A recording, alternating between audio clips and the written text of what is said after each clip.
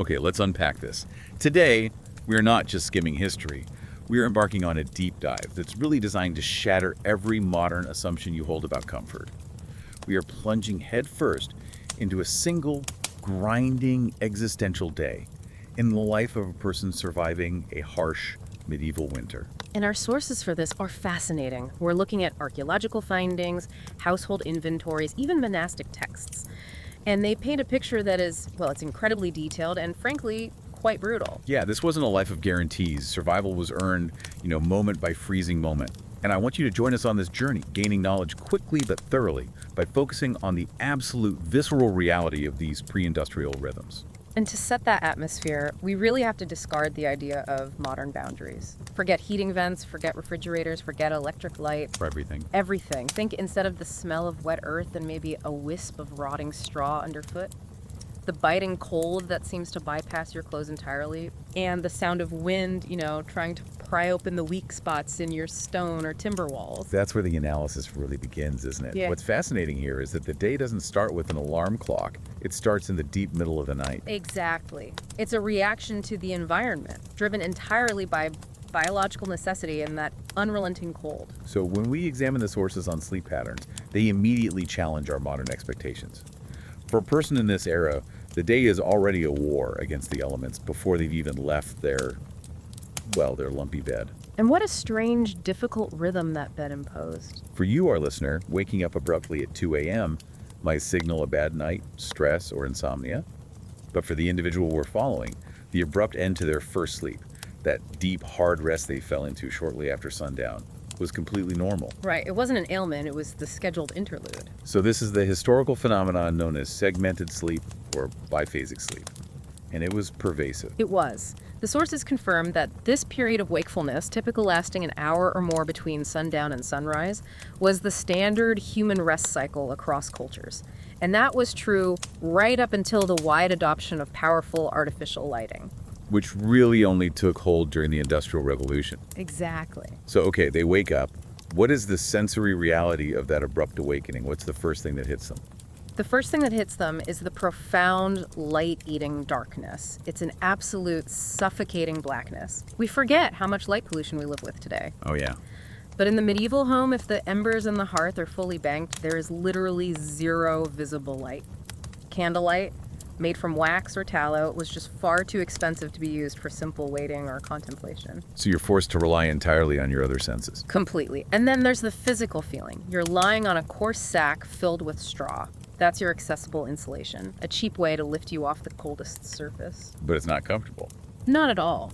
You can feel the slow, steady cold of the earth or the stone foundation creeping up, penetrating the straw and settling against your back. It's a constant, low-grade thermal discomfort. And that thermal discomfort is the why behind segmented sleep, isn't it? It's the core of it. The long stretch of a winter night, often 10 to 12 hours, was simply too long for the body to maintain temperature and stillness in one uninterrupted block. The human body, pushed by the constraints of the natural light cycle, it needed an alert period. A natural survival mechanism. It's a survival mechanism, yeah. It allowed the person to check the fire, tend to biological needs, and just maintain a quiet, watchful tension. That tension is key. This wasn't the manic anxiety we feel today when we wake up early. It was a watchful state. Precisely. You mentioned being encased in the absolute dark. In that environment, every single sound is magnified. Whether it's the scratching of a rodent, the sounds of wild nature wolves, foxes, or larger predators just outside the door. Or even a sound from inside the house. Right, an uncertain grunt from a neighbor or a household member who's also stirring. These sounds are now potential threats. Your mind is alert, but it's focused, prioritizing immediate security over deep rest. The sources don't describe panic, they describe vigilance. And that vigilance is made worse by the reality of the domestic environment itself. When you finally stir, the cold immediately attacks any exposed skin. You realize how quickly the single central hearth, even if it was successfully banked, it loses its battle against the stone walls. The architecture itself was fighting the inhabitants. Medieval homes, particularly for commoners, were built more for stability and protection than for efficient heating. Right. Massive stone walls just absorb heat so rapidly. The warmth from the central fire just dissipated. So when you wake up, you feel a sharp, biting coldness seeping into your limbs. It requires a conscious mental effort just to move an arm outside the blanket cocoon. And that cocoon is everything. Let's get into the actual materials. The straw mattress. It's cheap, it's accessible, and it does provide that essential insulation. But it carries a huge hidden cost, especially in winter. The hidden cost is hygiene and effort. Straw retains moisture from your breath, your body heat, the damp air. It becomes a perfect habitat for pests. Fleas, lice, other vermin. They were a constant source of discomfort, itching, and potential disease. And the straw itself breaks down. It quickly becomes lumpy, hard, foul-smelling. Changing it requires finding fresh, dry straw, a monumental, demanding chore in the freezing, often wet winter months. This discomfort was just an accepted part of winter existence. It was the price for a layer of insulation. The blanket then becomes the primary line of defense. And it's not soft, is it? No, not at all. It's heavy, thick, coarse wool. Its massive weight provides both warmth and a sense of physical security, like a pressing thermal shield. It is also uncomfortable. Oh, constantly. It causes this scratchy discomfort against the skin. We have to remember that warmth was a painful negotiation. You were trading constant itching and abrasion for survival. This sounds like such a miserable, solitary night, but the sources suggest the reality was often far more communal. That's right. Warmth was a collective resource. Communal sleeping was incredibly widespread, not just because space was limited, but as a deliberate survival strategy. So the whole household together. The whole household, immediate family, extended relatives, maybe domestic servants or farmhands, they all slept extremely close together. This proximity was vital for sharing limited body heat. It was a physical necessity in these socioeconomically harsh conditions. I can see the practicality of shared body heat, but it must have also offered a deep psychological benefit. Absolutely. In that suffocating darkness, surrounded by threats, that close physical contact offered a profound sense of community and security against the terrifying isolation of a dark, frozen night. You were never alone against the cold. And if you did have to move, or were simply more vulnerable, you kept your armor on, so to speak. You did. We find numerous accounts describing the common practice of wearing wool inner garments or a thick cap while sleeping or during that wakefulness period. For the elderly, the sick, and young children who risked rapid cooling, this constant layering was necessary to mitigate the relentless risk of hypothermia. So they were, quite literally, wearing their clothes to bed. As a necessity, not just a preference. Okay, so having successfully navigated the psychological hurdles of waking up and acknowledging the cold, the body asserts its most pressing biological need. And that takes us directly to the chamber pot ritual. And this is where the strategy of survival is laid bare. We can't overstate the risk involved in leaving the house during this interlude. No. Going outside to the latrine, typically a simple pit, far enough from the home to mitigate the smell in pitch black darkness and deep cold, was incredibly dangerous. You risked severe hypothermia from exposure, or, critically, encounters with nocturnal animals. Animals that might be hunting near human settlements for scraps or vulnerable livestock.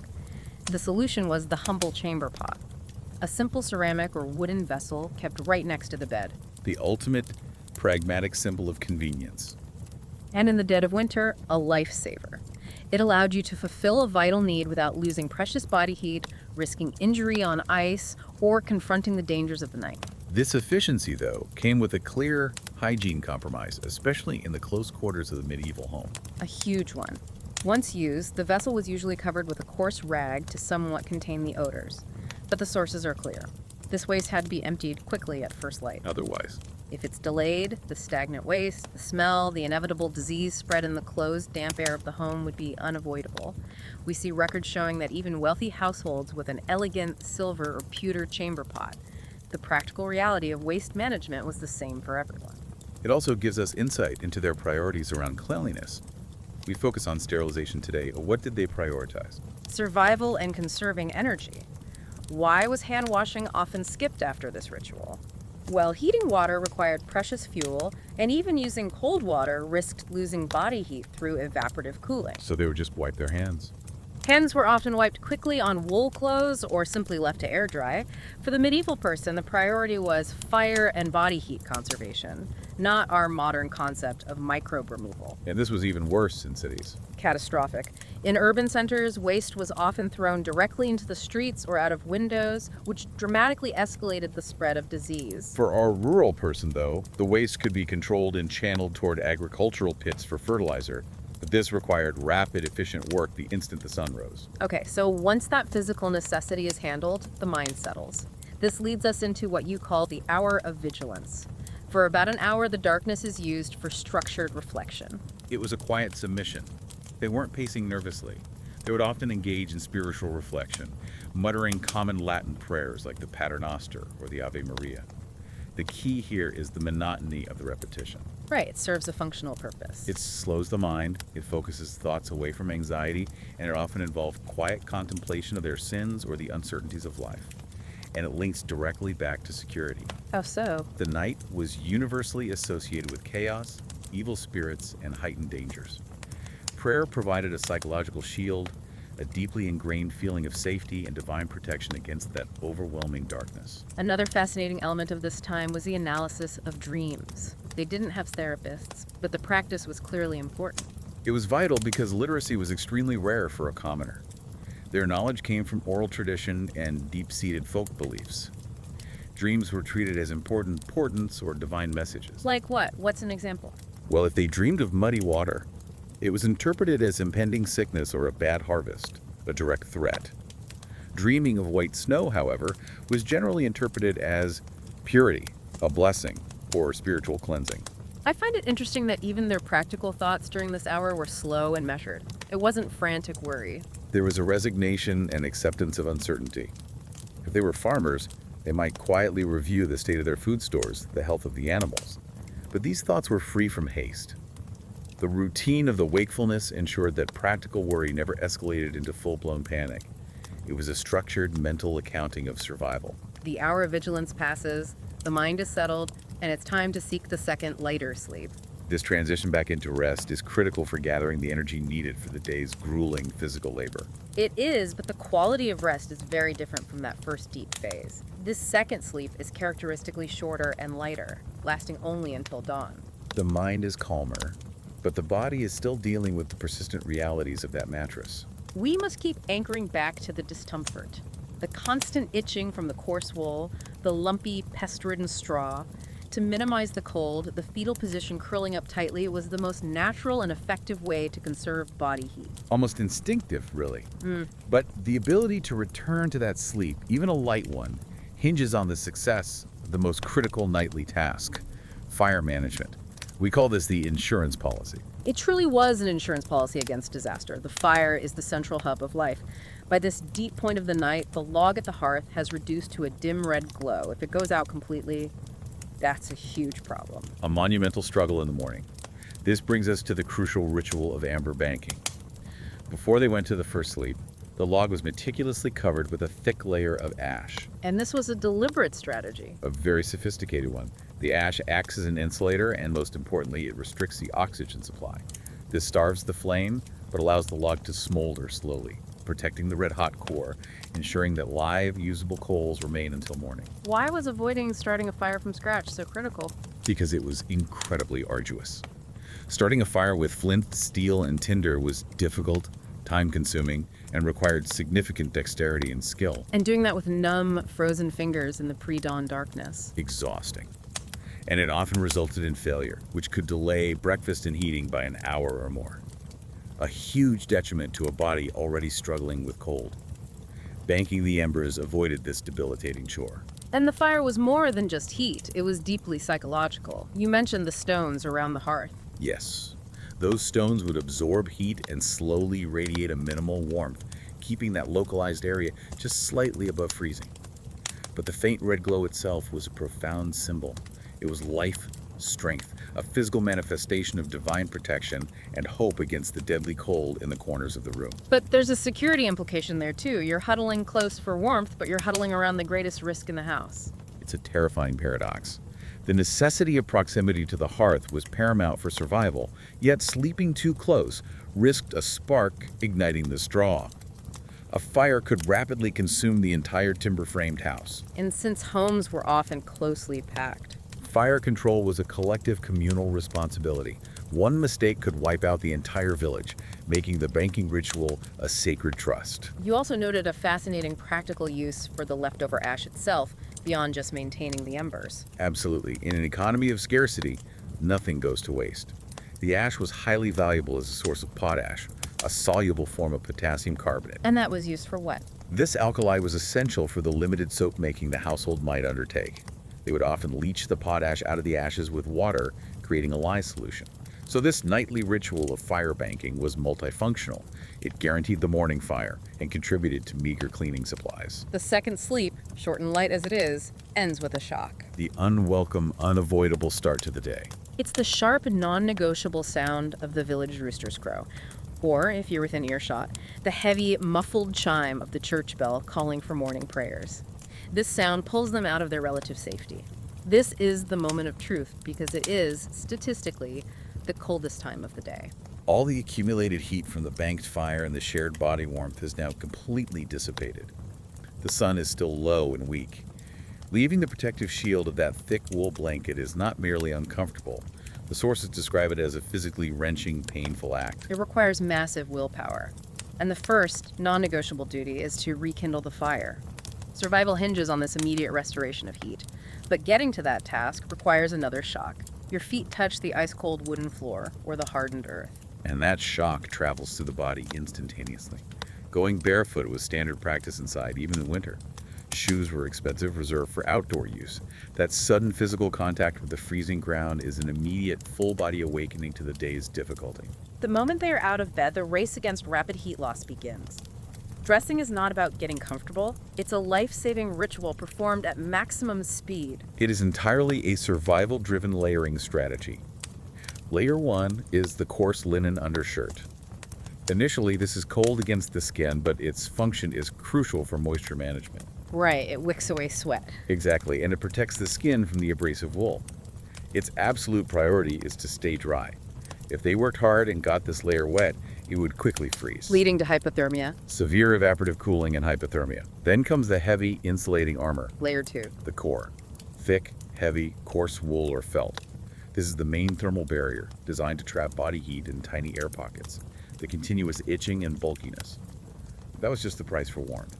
The colors were almost always natural, dull browns, blacks, or creams. Dye was an extreme luxury. And finally, the outerwear. A heavy mantle or cloak. The final defense against wind and snow. But the water resistance was poor.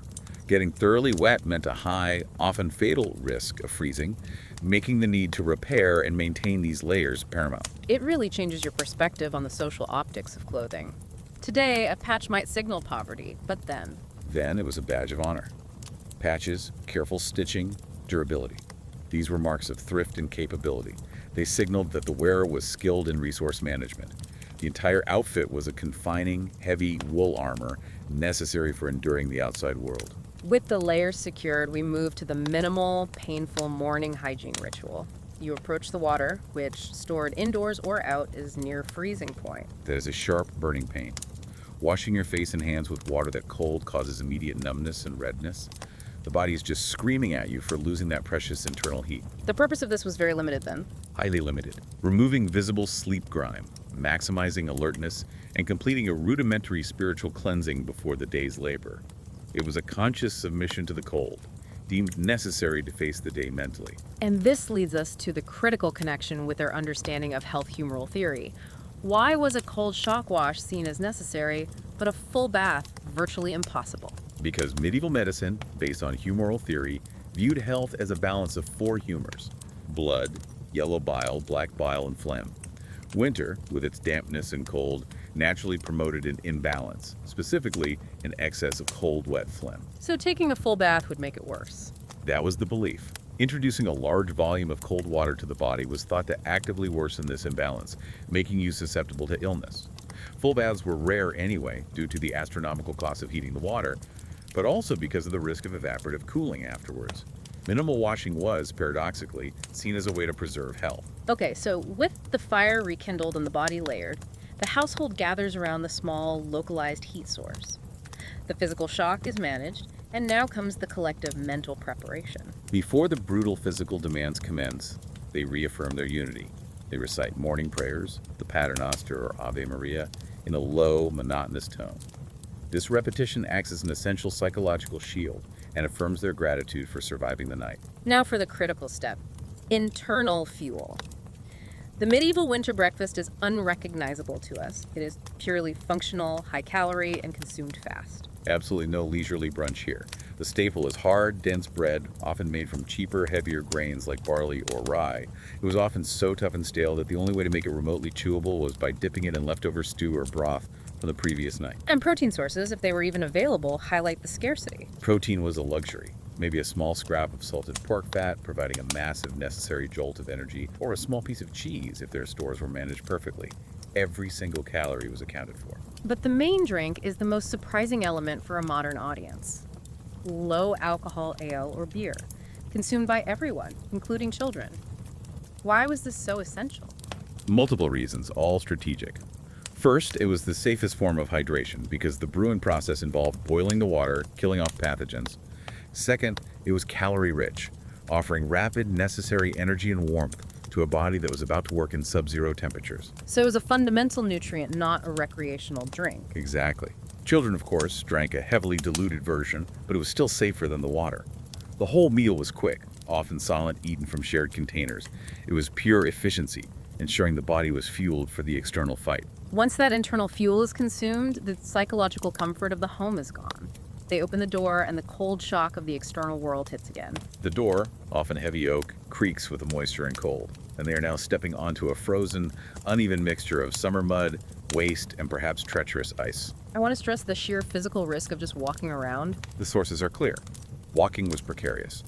Any fall or injury, a sprained ankle, a broken wrist, was catastrophic without medical care. If the primary laborer of the household was incapacitated, the entire family faced an immediate threat of starvation. The first tasks outside are critical and cold intensive. Animal care. This is the beating heart of the economy.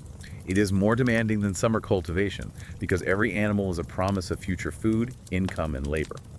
You enter the barn, and the air is often dense, warm due to body heat, but saturated with the heavy smell of ammonia, wet straw, and manure. A world of sensory extremes. It is. Feeding requires delicate rationing of dried hay and grain. This is a constant psychological and economic tightrope walk. Feed too little, the animal starves. Feed too much, your stock runs out before the spring thaw. And the physical reality of watering the animals must have been grueling. Constant agony. It involved breaking thick ice on ponds or streams, fetching water from frozen sources. This work constantly risked frostbite and deep numbness in the hands. The hands, the essential tools for survival, were continuously exposed to freezing water. And they had to keep the animals clean too. Or at least dry. They had to remove damp manure frequently because animals must stay dry for their own insulation against the cold. A sick or dead animal in winter was not just a loss, it was a household disaster that could easily cascade into starvation for the family. Once the animal crisis is managed, the head of the house turns to the strategic necessity of acquiring fuel, the fuel quest. The sheer physical toll of this is hard to comprehend. It is the single most important strategic duty, and fuel collection was often heavily constrained. Wood collection was frequently controlled by the local lord. You couldn't just fell any tree. Typically, only dead wood or branches were allowed. Which means hours of work. Hours of strenuous bending over frozen earth. And chopping wet or damp wood in the cold is extremely difficult and dangerous with frozen hands. And in some areas, they used peat. Right, if they lived near swamps, they might use peat or turf. It was slow burning, provided dense heat, but gave off a distinct, heavy, earthy smell. Peat had to be meticulously harvested and dried during the summer, making the stored peat just as valuable as firewood. I'm struck by the critical need to work slowly. We think of hard labor as frantic, but they had to be careful. They had to be extremely careful to avoid sweating in that heavy wool armor. Sweat would quickly saturate the inner linen layer and then freeze, leading to rapid evaporative cooling and the immediate risk of hypothermia. So it was a high-stakes strategic calculation. Exactly. Work hard enough to gather fuel, but slowly enough not to kill yourself doing it. If the day demands a trip to the market, the constrained economic reality of winter is laid bare. The market atmosphere is quiet, stagnant, hushed by the cold. Fewer vendors, fewer buyers, all huddled in their heavy clothes. Goods are extremely limited, focused entirely on what can be preserved. Salted meat, smoked fish, stored root vegetables. Fresh produce is non-existent. This must make bargaining a brutal affair. It is quick, harsh, and ruthless because the transaction is not about luxury, it's about survival. Every copper coin's value is directly equated to the struggle against cold and hunger. A bad harvest or depleted stock immediately exposed a family's desperation, and everyone knew it. As the morning progresses toward midday, the strategic focus shifts back inside to the preparation of the main meal. Lunch and the need for fuel economy drives every culinary decision. You cannot waste a single ember. Therefore, the central culinary strategy is the thick pottage or soup. It is the ultimate vessel for maximizing limited resources. You throw in grains, legumes, stale bread fragments, whatever preserved vegetables remain. It is the perfect low-cost calorie delivery system. And the preparation for the main winter protein staple salted or smoked meat must have been complex. It required patience and planning. To make the heavily preserved meat edible, it required hours of soaking to draw out the excessive salt. This was an essential preparatory step that had to begin early in the morning. And the cooking itself uses the banked fire to maximum effect. It's a slow, long process over low heat. This maximizes fuel savings and, importantly, produces a wonderful side effect. The steam and smell create the warmest, most comfortable, and humid spot in the house. Seasonings like thyme, rosemary, or garlic were used not just for flavor, but because they were thought to aid in preservation and, crucially, to warm the body and balance the humors. Let's return to humoral theory, because the warm, thick lunch isn't just about calories, it's a medical intervention. It absolutely is. The constant looming threat is illness, the great plague of winter.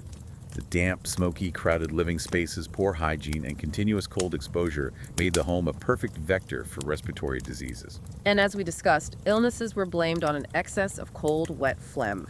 So how did they treat the deep chest cough that was surely ubiquitous? The remedies were designed to introduce heat and expel the offending humor.